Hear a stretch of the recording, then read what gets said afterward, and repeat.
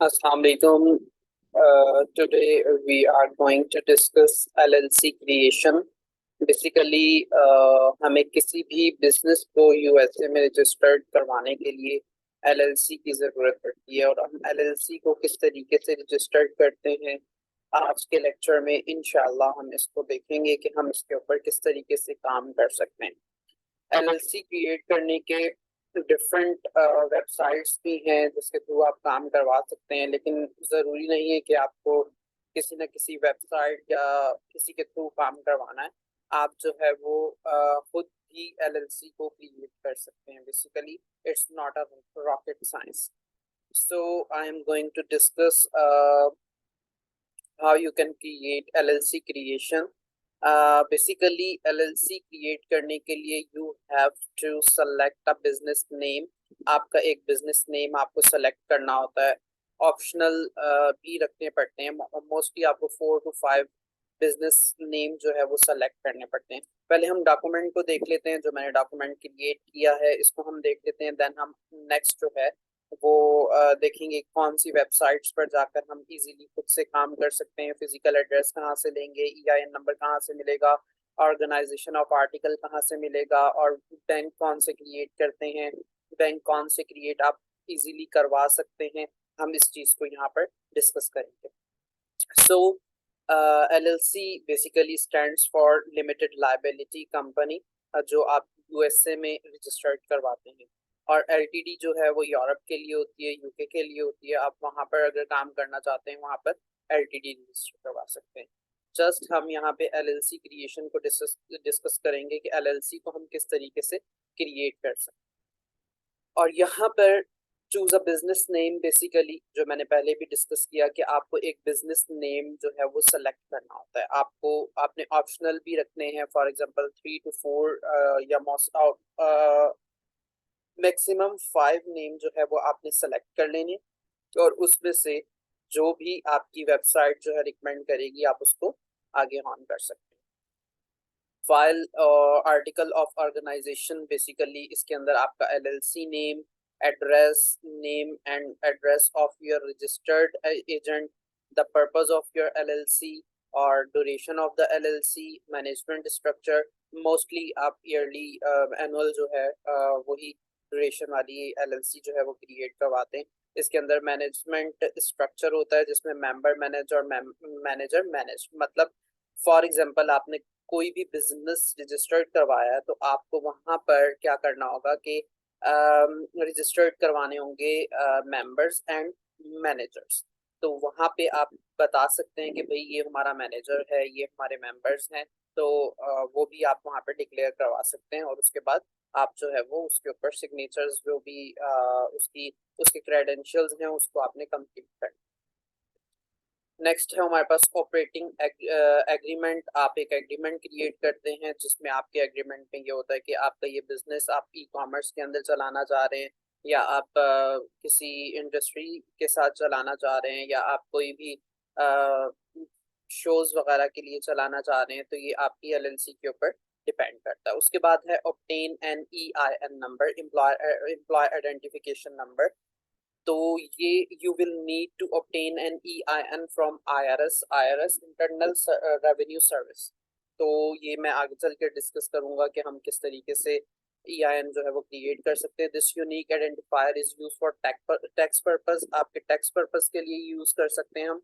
और and may be required to open a business bank account, और may भी मतलब कि ये जरूरी नहीं है कि EIN पर आपका हर बिजनेस जो है वो ओपन हो जाएगा, और ऐसा पॉसिबल नहीं है कि आपका EIN के ऊपर हर बैंक जो है वो क्रिएट हो जाए। सो अगर आपको अपना बैंक जो है वो क्रिएट करना है उसके लिए ITIN नंबर भी लेना होगा। बिजनेस लाइसेंस एंड परमिट्स, यहाँ पर आपकी जो भी आप फिजिकल एड्रेस लेंगे उसका बिजनेस लाइसेंस होगा, उसके परमिट्स होंगे, ठीक है। रीसेलर सर्टिफिकेट होगा जो आपको आपकी स्टेट प्रोवाइड करेगी।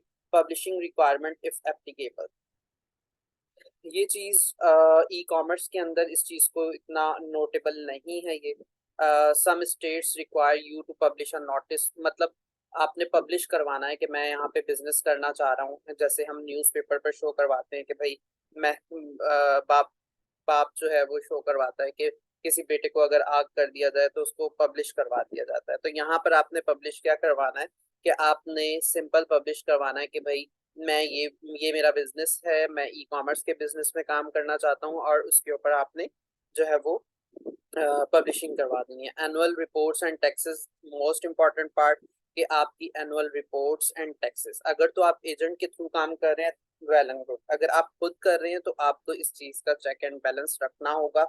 Business bank account basically street banks भी होते हैं, वायर ट्रांसफर बैंक भी होते हैं। वायर ट्रांसफर बैंक में हमारे पास आ जाते हैं वाइज आ गया, स्ट्राइप आ गया, इसी तरीके से पेयोनीर आ गया, और पेपॉल आ गया। आप इसके ऊपर भी काम कर सकते हैं। और रेदर देन एल्स अगर स्ट्रीट बैंक्स की तरफ जाएं तो चेज है, चेज के ऊपर आप काम कर सकते हैं, कैपिटल वन के ऊपर काम कर सकते हैं, वेल्स फार्गो के ऊपर काम कर सकते हैं, और बैंक ऑफ अमेरिका के ऊपर काम कर सकते हैं। तो इसके बाद हमारे पास ये चीजें हो गई। अब हम चलते हैं यहाँ से अपनी वेबसाइट की तरफ, जिस वेबसाइट के ऊपर बेसिकली हमने काम करना है। यहाँ पर मैं आपको वेबसाइट्स बता देता हूँ। सबसे पहले तो आपने एनी टाइम मेल बॉक्स पर जाना है, anytimemailbox.com पर जाएंगे। यहाँ से आपने फिजिकल एड्रेस देना है। यहाँ पर आपका जैसे फॉर एग्जांपल आप एक एड्रेस के ऊपर बैठे हुए हैं कहीं पर भी, कराची में या पंजाब में, लाहौर में, किसी भी एरिया में आप बैठे हुए हैं, ठीक है, तो आपका वहां पर एक एड्रेस होता है। जो भी चीज आपकी वहां पर पोस्ट होती है आपको वो रिसीव हो जाती है। इसी तरीके से एनी टाइम मेल बॉक्स आपको ये फैसिलिटी प्रोवाइड करता है कि ये यहाँ पर आपको एक फिजिकल एड्रेस मिल जाएगा। जिस एड्रेस के ऊपर आपकी कोई भी चीज आएगी वो यहाँ पर आपको शो करवा देगा। आपका यहाँ पे पोर्टल क्रिएट हो जाता है। आप यहाँ पर जाकर फॉर एग्जाम्पल यहाँ पे एड्रेस और सिटी यहाँ पे लिखना चाहते हैं। मैं यहाँ पे लिखना चाहता हूँ 𝐂𝐸𝐥𝐿, इट्स इलिनॉय सिटी। तो यहाँ पे हम इसको चेक कर लेते हैं, ठीक है। तो यहाँ पर आप इसको चेक करेंगे, आपको यहाँ पे इसके एड्रेस मिल जाएंगे कि ये आपका सेलेक्ट प्लान है। आप इसको मंथली देखना चाहते हैं या एनुअल देखना चाहते हैं, ये यहाँ पर आप जब सिलेक्ट प्लान के ऊपर आप क्लिक करेंगे, सिलेक्ट प्लान के ऊपर क्लिक करने के बाद आपको जो है वो इसका कंप्लीट प्लान्स और भी नजर आ जाएंगे, जिसमें सिल्वर, ब्रॉन्ज, ये भी आपको यहाँ पर शो हो जाएंगे, ठीक है। तो यहाँ पे आप देख सकते हैं कि सेलेक्ट ब्रॉन्ज में बेसिकली आपको ब्रॉन्ज पर ही जाना है। आप ब्रॉन्ज के थ्रू ही काम कर सकते हैं, ठीक है। जरूरी नहीं कि आप सिल्वर पर जाएं। यहाँ पे ब्रॉन्ज में आप देखें कि आपको 30 इनकमिंग मेल 30 पर मंथ, और open and scan 5 pages per month, forwarding each shipping bundle at $5। Recipients इसके अंदर आप ऐड कर सकते हैं 4। इसके बाद सिल्वर है, सिल्वर में आप देख लें, उसकी प्राइसिंग देख लें, इसकी प्राइसिंग देख लें, ये आपको फिजिकल एड्रेस मिल जाएगा। जहां पर आप 700 800 एक LLC को क्रिएट करने के लिए पे करते हैं, वहां पर आप खुद इसको जो है वो बनाएं, ठीक है। आप फिजिकल एड्रेस 109.99 पर ईयर का मिल जाएगा, ठीक है। उसके बाद आपने क्या करना है, जाना है IRS की वेबसाइट पे।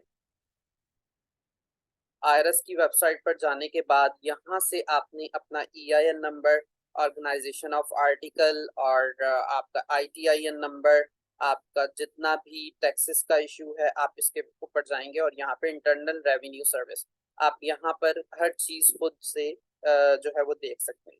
इसके अंदर कोई रॉकेट साइंस नहीं है। जब आप किसी चीज में इंटर होते हैं उसके ऊपर रिसर्च करें, रिसर्च करने के बाद आपको वेज मिलते हैं, ठीक है। तो यहाँ पे आप देखेंगे कि यहाँ पे file your taxes for free, आप यहाँ पर अपने टैक्सेस फाइल कर सकते हैं। Sign in to your account, यहाँ पे पहले अपना अकाउंट क्रिएट करें। Get your refund status, make a payment, आप पेमेंट कर सकते हैं। गेट योर टैक्स रिकॉर्ड, आप यहाँ पे टैक्स रिकॉर्ड ले सकते हैं। फाइंड फॉर्म्स एंड इंस्ट्रक्शंस, यहाँ पे आप फॉर्म्स को फाइंड कर सकते हैं और इंस्ट्रक्शंस को देख सकते हैं। Check your federal tax withholding, or get answer to your tax questions, apply for an employer ID number, EIN number।